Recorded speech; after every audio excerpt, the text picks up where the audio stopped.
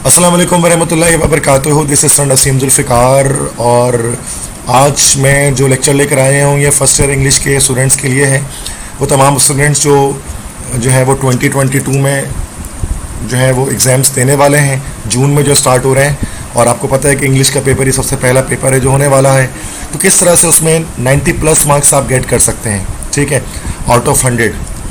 तो 100 में से अगर आप 90+ मार्क्स गेट करना चाहते हैं तो उसके लिए ये वीडियो लेक्चर बहुत इंपॉर्टेंट होने वाला है आप तमाम स्टूडेंट्स के लिए, ठीक है, जिसको आप खुद भी देखें और अपने तमाम कोचिंग और कॉलेज के फ्रेंड्स के साथ शेयर करें ताकि वो मैक्सिमम मार्क्स ला सकें। जिसमें मेरी जो एक्सपर्टाइज़ है 14 ईयर्स से मैं टीचिंग के अंदर मौजूद हूँ, तो इस एक्सपर्टाइज़ को मैं शेयर करूँगा कि किस तरह से जो है वो पेपर में मार्क्स आप गेट कर सकते हैं मैक्सिमम।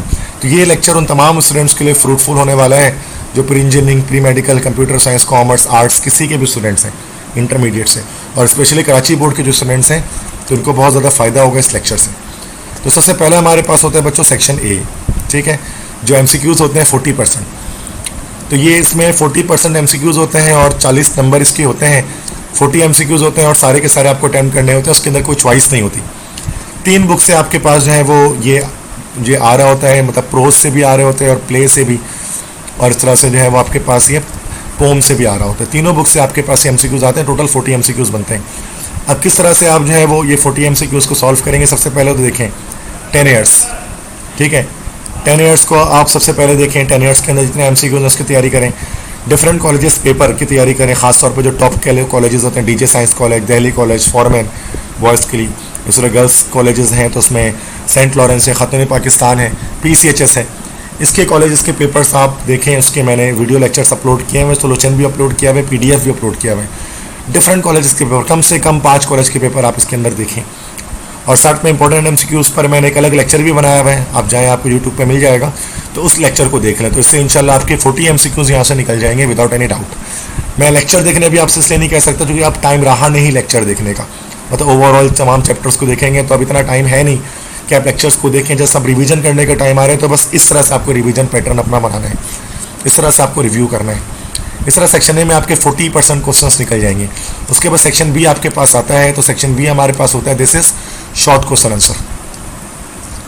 शॉर्ट क्वेश्चन आंसर में आपको 10 क्वेश्चन अटैम्प्ट करने होते हैं ओवरऑल, और हर सवाल जो है वो आपके पास 4 नंबर का होता है, ठीक है। तो 10 सवाल आपके पास हो जाएंगे, दैट इज़ 4 टाइम्स ऑफ 40, तो 40 नंबर का आपके पास ये हो जाएगा, ठीक है।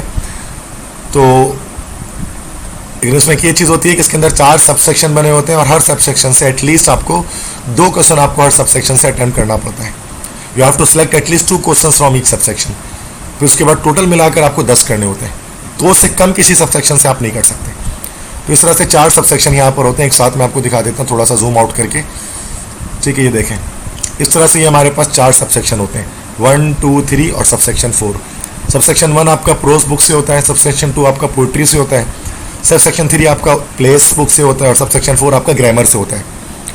सबसेक्शन 1 में आपके पास 4 सवाल होते हैं, उसमें से आपको मिनिमम 2 करने हैं, ठीक है, मिनिमम आपको 2 करने हैं। अगर आपने अब तक इंग्लिश की मतलब इसकी तैयारी नहीं की है तो मैं कहता हूँ कि आप 2 सवाल कर लें, तीसरा सवाल ना उठाएं इससे, और वो 2 सवाल इस 2 चैप्टरों करने से आपका हो जाएगा, पाकिस्तान जिंदाबाद और यूनाइटेड नेशन। इससे एक सवाल दोनों के आएंगे तो 2 सवाल तो यहाँ से निकल जाएंगे। पाकिस्तान जिंदाबाद कंप्लीट कर लें और यूनाइटेड नेशन ये दूसरा चैप्टर कंप्लीट कर लें। फिर सबसेक्शन 2 है सिलेक्शन फ्रॉम इंग्लिश वर्सेस, इसके आप 3 सवाल उठाएं, 3 क्वेश्चन करें 4 में से। चूँकि पोम्स में क्वेश्चन वैसे ही कम होते हैं तो टारगेट पेपर के अंदर पोम्स के मैंने जितने भी सवाल डाले हैं उसकी तैयारी कर लें, इंशाल्लाह आपके 3 सवाल यहाँ से निकल जाएंगे। एक फिर भी चॉइस में आपके पास होगा। सब सेक्शन 3 में 2 1 प्लेस होते हैं, जिसके अंदर 2 प्लेस हमारे पास होते हैं, काउंट्स रिवेंज होता है और प्रोग्रेस होता है।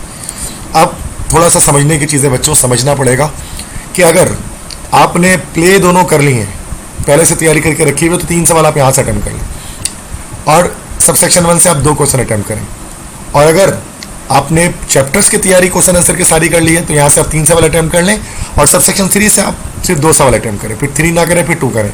और 2 किस तरह करेंगे कि ये जो पैटर्न आता है ना, 4 क्वेश्चन जो आते हैं वो 2+2 करके आते हैं, 2 प्रोग्रेस के आते हैं और 2 काउंट्स रिवेंज के आते हैं। अगर आपने प्रोग्रेस किया हुआ है पूरी तरह से तो आप बस 2 क्वेश्चन आप काउंट्स रिवेंज ना करें, काउंट्स रिवेंज किया है तो फिर प्रोग्रेस ना करें, फिर 2 क्वेश्चन यहाँ से अटैम्प्ट कर लें और चैप्टर सारे कर लें। ये अगर चैप्टर सिर्फ 2 ही कर रहे हैं तो यहाँ से प्लेस आप यहाँ से दोनों कर लें ताकि एटलीस्ट आपके 3 सवाल यहाँ से निकल सकें, ठीक है।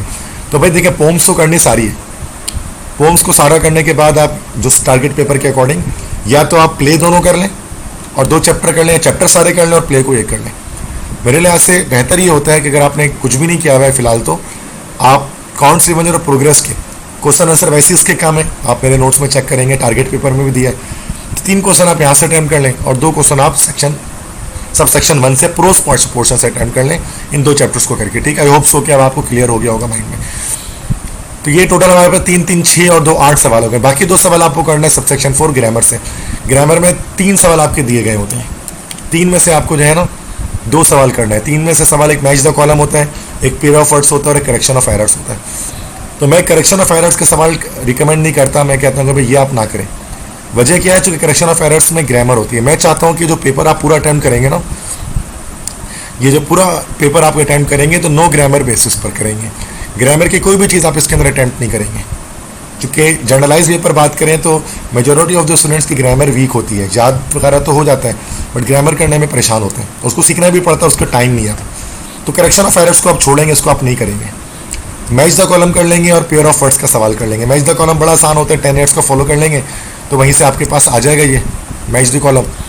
और दूसरा जो है वो पेयर ऑफ वर्ड्स, जिसको होमोफोन कहते हैं, पेयर ऑफ वर्ड्स होते हैं लिखे हुए, तो उनको आपको करना होता है। ठीक है, तो ये बड़ा आसान सा आपके पास होता है। तो पेयर ऑफ वर्ड्स में 2 पेयर ऑफ वर्ड्स होते हैं, जैसे कि एक एक्सेप्ट ऐसे लिख दिया गया और एक एक्सेप्ट ऐसे लिखा जाएगा। दोनों से सेंटेंस बनाने होते हैं। इस एक्सेप्ट के मतलब कबूल करना, जैसे आई एक्सेप्ट योर ऑफर, और इस एक्सेप्ट के मतलब होते हैं सिवाय, जैसे I like every subject except mathematics. तो इस तरह से आपको जस्ट सेंटेंसेस बनाने होते हैं, अलग अलग सेंटेंस में दोनों वर्ड्स को इस्तेमाल करना पड़ता है। इस तरह के 4 आपको अटेम्प्ट करने होते हैं। तो होमोफोन्स के लिए आप 10 मिनट्स फॉलो कर लें, और मेरे नोट्स के अंदर भी मैंने 80-90 होमोफोन्स डाले हुए हैं, वहाँ से फॉलो कर लें। तो ये पेयर ऑफ वर्ड्स और मैच द कॉलम बड़ी आसानी से 1 से 2 घंटे में आप प्रिपेयर कर सकते हैं। तो आप ये करेक्शन ऑफ एरर्स छोड़ देंगे तो टोटल आपके 10 सवाल सेक्शन 20 से आपके निकल जाएंगे। ठीक है बच्चों, तो ये बिल्कुल क्लियर कट तरह से मैं आपको ये चीज़ बता दे रहा हूँ। बाकी सेक्शन सी में जब आप आते हैं ना, तो सेक्शन सी में आपके पास बच्चों 3 सवाल होते हैं और आपको 2 करने होते हैं डिटेल क्वेश्चन आंसर में, और हर सवाल 10 नंबर का होता है, तो आपका 20 नंबर के आपके 2 सवाल हो जाते हैं। अब 3 सवाल में एक सवाल आपका आया होता है पैराग्राफ का, एक सवाल आया होता है तो पैराग्राफ जो फर्स्ट पैराग्राफ आया होता है, तो पैराग्राफ में सिंपल है कि आपको 5 पैराग्राफ इंपॉर्टेंट बता देता हूँ। इनमें से इंशाल्लाह एक आएगा PSL 7, Covid, social media, energy crisis, water shortage. ये 5 को घोल कर पी जाए, इंशाल्लाह इसमें से एक MCQ, एक पैराग्राफ आएगा। काफ़ी स्टूडेंट पूछते हैं कि सर इंपॉर्टेंट ऐसे बताइए फर्स्ट ईयर का, तो भाई ये रहे इंपॉर्टेंट ऐसेस, आप अपने तमाम फ्रेंड्स को बता दें। ठीक है, ये मैंने टारगेट पेपर के अंदर भी डाला हुआ है, तो इसमें कोई ऐसी बात नहीं है, वहाँ पे भी आप देख सकते हैं। तो बाकी शॉर्ट स्टोरी है और फॉर्मल लेटर, इसमें से कोई एक आता है ना, ये शॉर्ट स्टोरी करें या फॉर्मल लेटर करें, या लेटर टू एडिटर जिसको हम कहते हैं वो करें। तो मेरी रिकमेंडेशन ये है कि आप शॉर्ट स्टोरी ना करें, क्योंकि इसमें नंबर कटते हैं। लेटर में नंबर पूरे 10 में से 10 मिल सकते हैं आपको, और शॉर्ट स्टोरी में क्या होता है कि आपको हर शॉर्ट स्टोरी अलग याद करनी पड़ती है। लेटर में क्या होता है, अगर आपने पैटर्न याद कर लिया, लेटर का पैटर्न मैंने इस पर एक अलग वीडियो बनाई हुई है कि लेटर टू द एडिटर जो फॉर्मल लेटर होता है उसको किस तरह से राइट अप करते हैं। तो पैटर्न याद कर लिया तो बहुत आसानी से बाकी तमाम लेटर्स हो जाते हैं। फिर भी अगर कोई स्टूडेंट चाहता है नहीं सर हम तो शॉर्ट स्टोरी ही करेंगे चूँकि हमने पहले से किया हुआ है, तो ये 5 शॉर्ट स्टोरी मैंने डाल दिया, इसको कर लें। मोस्ट इंपॉर्टेंट है, greed is the curse, honesty is the best policy, unity is strength, pride at the fall, a friend in need is a friend in need. और जो लेटर्स करने वाले हैं, जो मेरी रिकमेंडेशन है, तो water shortage, load shedding, insanitary condition of locality, और उसके बाद ट्रैफिक प्रॉब्लम और bad law and order situation. ये स्ट्रीट क्राइम्स के नाम से भी आ सकता है, दोनों नाम से ही आ सकता है। तो अगर आप ये कर लेंगे तो सूरत में क्या होगा कि आपके पास क्वेश्चंस जो है ना वो लेटर का सवाल इससे निकल जाएगा। बाकी सेक्शन सी जो तीसरा सवाल होगा ट्रांसलेशन ना, वो आप नहीं करेंगे क्योंकि 2 सवाल आपके 10-10 नंबर के हो गए होंगे यहाँ पे, तो आपका 100 मार्क्स का पेपर पूरा हो गया होगा। आप ट्रांसलेशन ना करें, क्योंकि फिर वही बात है कि मैं चाहता हूँ ग्रामर आप ना करें। जैसे यहाँ करेक्शन ऑफ एरर छोड़ा है आपने, तो ट्रांसलेशन को छोड़ दें। ठीक है, तो ये तो आपके पास कंप्लीट 100 मार्क्स हो गए। बाकी कुछ और इंपॉर्टेंट पॉइंट्स बच्चों कि पहली बात तो हर एक सवाल के साथ कोटेशन लाजमी लिखें। सेक्शन बी में शॉर्ट क्वेश्चन आंसर में हर आंसर के आखिर में ब्लैक पॉइंटर से इन्वर्टेड कॉमर्स के अंदर सेंटर में आप कोटेशन लाजमी लिखें। अगर आपके नोट्स में कोटेशन नहीं है तो कोई बड़ी बात नहीं है, आप इंटरनेट पर जाए, गूगल पे कोटेशन सर्च करें, किसी चैप्टर के हवाले से, टॉपिक के हवाले से आपको बहुत कोटेशंस मिल जाएंगी, उसको आप याद कर लें, इससे प्रेजेंटेशन अच्छी हो जाती है। फिर बहुत सारे स्टूडेंट कहते हैं सर मिनिमम लेंथ क्या होनी चाहिए एक सवाल की। मेरे लिहाज से आइडियल लेंथ 10 से 15 लाइन होनी चाहिए, मिनिमम 10 मैक्सिमम 15 लाइन्स में आपका आंसर कंप्लीट हो जाए। हाँ, अगर कोई सवाल 9 और 8 लाइन में कंप्लीट हो रहा है और पॉसिबिलिटी नहीं है कि उसको और ज़्यादा किया जा सके, तो बस आप 8 और 9 लाइन में भी छोड़ दें। कोई हार्ड एंड फास्ट रूल नहीं है ऐसा कराची बोर्ड का कि 10 से 15 लाइनें लिखनी, आप कम में भी कर सकते हैं। तो आई होप सो कि बहुत इंपॉर्टेंट रहा होगा आपके लेक्चर। अपने फ्रेंड्स के साथ लाजमी तमाम लेक्चर्स को शेयर कर दें, ठीक है। मेरा नाम है सर नसीम जुल्फ़िकार। अगर आप मेरे लेक्चर पे न्यू हैं, फर्स्ट टाइम अगर मेरे चैनल पर आ रहे हैं, तो चैनल को सब्सक्राइब कर दें, बेल आइकन को प्रेस कर दें, चूँकि सारी नोटिफिकेशन आपको मिलना शुरू हो जाए टाइम पर। केमिस्ट्री और इंग्लिश के तमाम लेक्चर्स मैं यहाँ पर बना रहा हूँ, तो आपके लिए डिटेल्ड 900 प्लस 950 प्लस लेक्चर्स आपको मेरे इस यूट्यूब चैनल के ऊपर मिल सकते हैं, तक जो आपको एटलीस्ट 2 सब्जेक्ट में, केमिस्ट्री और इंग्लिश में फुल मार्क्स दिलाने में इंशाल्लाह ज़रूर हेल्प करेंगे। अगर आप मेरी फिजिकल क्लासेस को ज्वाइन करना चाहते हैं, आप कराची में रिसाइड करते हैं, कराची में रहते हैं, तो दुबई इल्म कोचिंग सेंटर से मेरा ताल्लुक है, जिसका कैंपस गुलशन इकबाल में है, नॉर्थ कराची में है, ब्लॉक 11A में, और औरंगी टाउन के अंदर इमाम कॉलोनी में और अहमद चौक में इसके ब्रांचेस मौजूद हैं। तो जहाँ से आप करीब है गुलशन से, नॉर्थ कराची से, औरंगी से, तो आप मेरी क्लासेस को तो आप ज्वाइन कर सकते हैं केमिस्ट्री और इंग्लिश के लिए। जो एडमिशन डिटेल्स है, फीस वगैरह की डिटेल चाहिए, तो आपको ये नंबर मौजूद है 0300 215 2272। एडमिशन के बारे में डिटेल्स, लोकेशन वगैरह की डिटेल, इस पर आप मुझसे पूछ सकते हैं। सेकेंड ईयर की क्लासेस अगर आप ज्वाइन करना चाहेंगे मेरे पास फिजिकली, तो यू आर मोस्ट वेलकम, और मुझे बड़ा अच्छा लगेगा आप सबको पढ़ाकर जो मुझसे यूट्यूब पर पढ़ते हैं। व्हाट्सएप पर अगर आपके पास कोई क्यूरीज है, क्योंकि व्हाट्सएप पर बहुत सारे बच्चे सवाल पूछते हैं, पहले तो कम पूछते थे तो मैं तुम्हारा जवाब दे दिया करता था, बट अब मेजोरिटी 200-300 बच्चे डेली क्वेश्चंस कर रहे हो, तो चूँकि मैं हर एक लेक्चर के एंड में अपना व्हाट्सएप नंबर देता हूँ।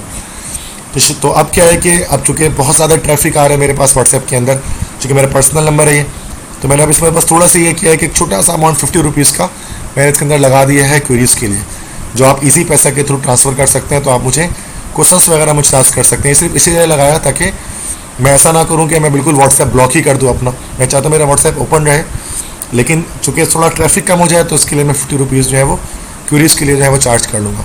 आज के इस इन्फ्लेशन के दौर में 50 rupees are nothing, as you know, ठीक है। तो वो जस्ट इसलिए किया गया है। मैं ये भी नहीं चाहता हूँ कि मैं आपके आंसर्स ना दूँ, कोशिश करता हूँ जितना हो सके मैं आंसर दूँ। जो क्यूरीज वगैरह होती हैं तो टाइम लगता है उसको सॉल्व करने में, तो उसके लिए 50 रुपीज़ मैंने लगा दिए, ठीक है। तो बेस्ट ऑफ लक तमाम स्टूडेंट्स को। आपके लेक्चर्स, मेरे वीडियो लेक्चर्स आप सब के लिए फ्री हैं और हमेशा फ्री रहेंगे। तो सेकंड ईयर में आप ये पाएंगे तो आपके लेक्चर्स बिल्कुल ऐसे ही मिलेंगे सारे के सारे, ठीक है। तो बस बेस्ट ऑफ लक तमाम स्टूडेंट्स को। अल्लाह करे कि आप सब स्टूडेंट्स के 90 प्लस मार्क्स आएँ फर्स्ट इंग्लिश के अंदर। जल्द मुलाकात होगी नए लेक्चर के साथ, तब तक के लिए अपने टीचर सर नसीम जुल्फ़िकार को इजाज़त दें। अल्लाह हाफिज़।